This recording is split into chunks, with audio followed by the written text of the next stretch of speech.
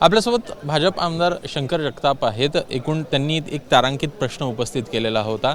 जे ई वाहन आहेत, ई व्हेकल आहेत, त्यांना अजूनही टोल जो आहे तो लागतोय आणि त्यामुळे अनेक तक्रारी ज्या आहेत त्या समोर आलेल्या आहेत। आपण त्यांच्याशी बातचीत करूया।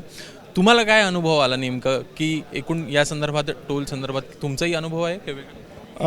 निश्चितच भारत सरकार आणि महाराष्ट्र शासनाने जेव्हा ई व्हेकलला प्रोत्साहन देण्यासाठी अधिसूचना महाराष्ट्र शासनाने 21 ऑगस्ट 2025ला केली आणि अधिसूचना जारी केल्यानंतरसुद्धा बऱ्याच वाहनधारकांना बऱ्याच टोल नाक्यावर हे ई व्हेकलवाल्यांकडून टोल हे वसूल केले जायचे आणि पिंपरी चिंचवडमधली बरेच वाहनधारक यांनी माझ्याकडे तक्रारी केल्या, त्यांनी त्यांच्या पावत्याही दाखवल्या।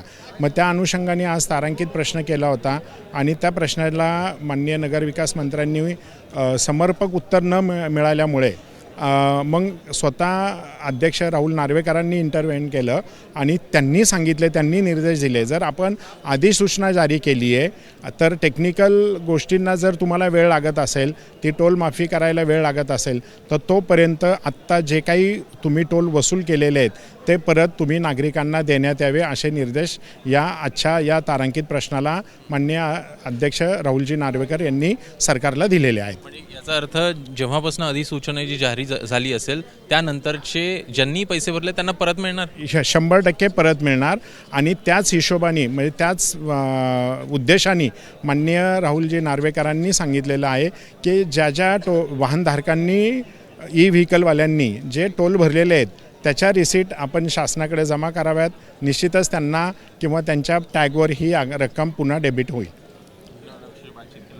तर एकूणच ई व्हेकल संदर्भातला हा मोठा निर्णय म्हणावा लागणार आहे, एकूण मोठा दिलासा म्हणावा लागणार आहे की अधिसूचना जारी झाल्यानंतर ही काही जणांना जो टोल लागत होता तो परत मिळणार आहे। कॅमेरामॅन अरविंद वारगे, एबीपी माझा, नागपूर। एबीपी माझा, उघडा डोळे बघा नीट।